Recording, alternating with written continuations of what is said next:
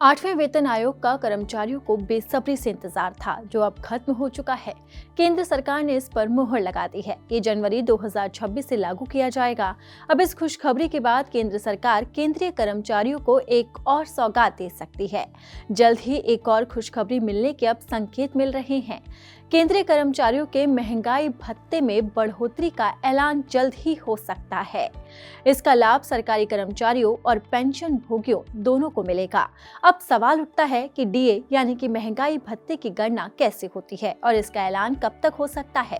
DA में कितनी बढ़ोतरी हो सकती है, इन सभी सवालों के जवाब जानेंगे हमारे इस खास शो मेरा पैसा में, क्योंकि मेरा पैसा आपका पैसा, सबका पैसा एक ही तो है और इसी शो में बात होगी उसी पैसे की। नमस्कार, आप देख रहे हैं दैनिक जागरण और मैं हूं आपके साथ अनुराधा तिवारी।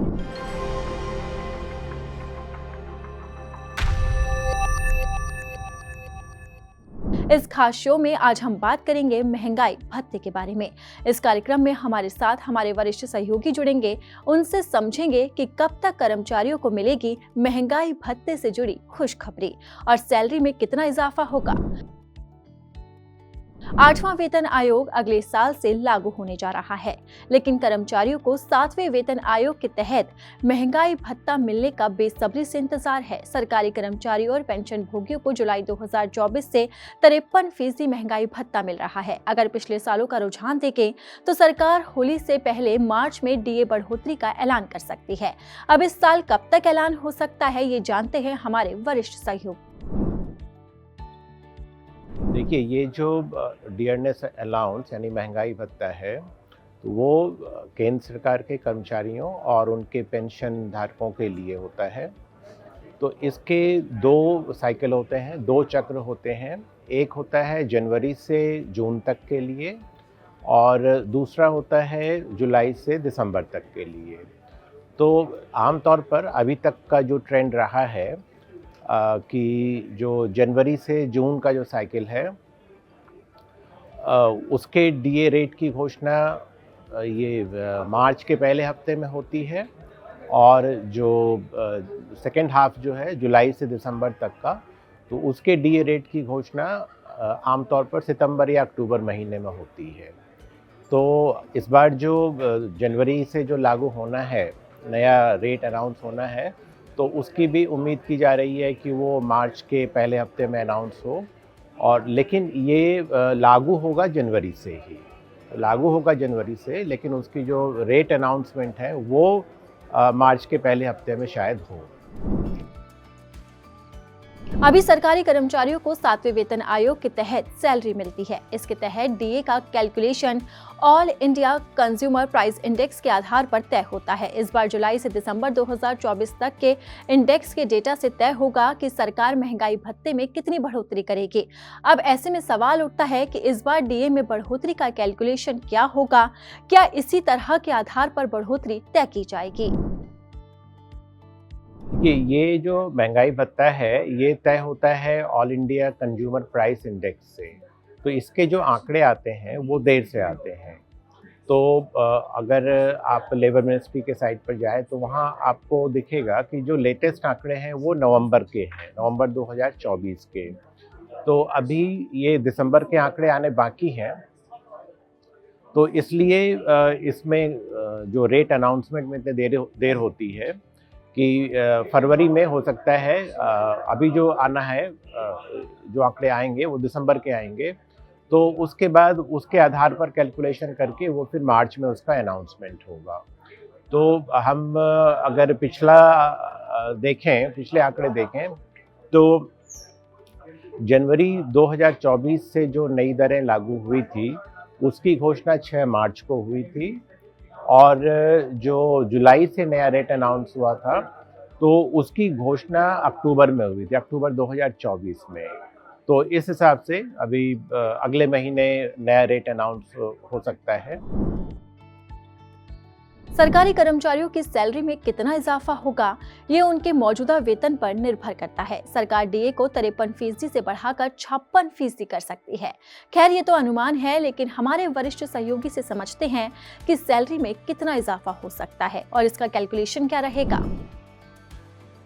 देखिए, वेतन कितना बढ़ेगा तो अगर हम मान कर चलते हैं कि डीए 3% बढ़ता है, तो अभी जो न्यूनतम वेतन है वो सरकारी कर्मचारियों का वो 18,000 रुपये है।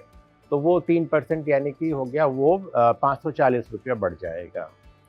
और न्यूनतम पेंशन जो है वो 9,000 रुपये है, तो वो 3% बढ़ उसमें 270 रुपये की वृद्धि होगी। और जो मैक्सिमम यानी कि अधिकतम जो वेतन है सरकारी कर्मचारियों का वो 2.5 लाख रुपये है, तो उनका जो डीए है वो 7,500 रुपये बढ़ेगा। और अधिकतम पेंशन जो है वो 1.25 लाख रुपये है, तो उनके लिए डीए में 3,750 रुपये की वृद्धि होगी। तो ये है न्यूनतम और अधिकतम में कितनी वृद्धि होगी। तो बीच में उसी हिसाब से जिसका जो स्केल होगा उस हिसाब से उसमें उतनी वृद्धि होगी। 7वें वेतन आयोग के तहत डीए का रिवीजन साल में 2 बार होता है, पहली बार जनवरी और दूसरी बार जुलाई में। ये रिवीजन एआईसीपीआई इंडेक्स के औसत आधारित पर होता है। सरकार इसे होली से पहले जारी करके सरकारी कर्मचारियों और पेंशन भोगियों को त्योहारी सौगात दे सकती है। अब सरकार ने सौगात तो दे दी है, लेकिन सवाल उठता है कि सैलरी का पैसा कब तक उनके अकाउंट में आएगा। देखिए, जो कंज्यूमर प्राइस इंडेक्स है ऑल इंडिया सीपीआई, तो वो अक्टूबर और नवंबर दोनों महीने का सीपीआई जो है 144.5 रहा है। तो अगर इसी को अगर हम आधार मान लें, तो जो डीए है लगभग 3% बढ़ेगा, 3%। और अभी जो डीए का रेट है वो 53% है, 53%। तो ये 53 से बढ़कर 56% हो जाएगा। अगर दिसंबर का जो आंकड़ा है वो 0.6 अंक या उससे अधिक उसमें गिरावट आती है, तो ये जो वृद्धि है 3% की जगह फिर वो 2% हो सकता है रह जाए। और टोटल जो डीए का रेट है वो 53 से बढ़ के 55% होगा। लेकिन अगर दिसंबर का आंकड़ा 0.5% अगर बढ़ता है या उससे अधिक बढ़ता है, तो जो रेट है डीए का वो हो सकता है वो 3% बढ़ जाए और वो 53 से बढ़कर 56% हो जाए।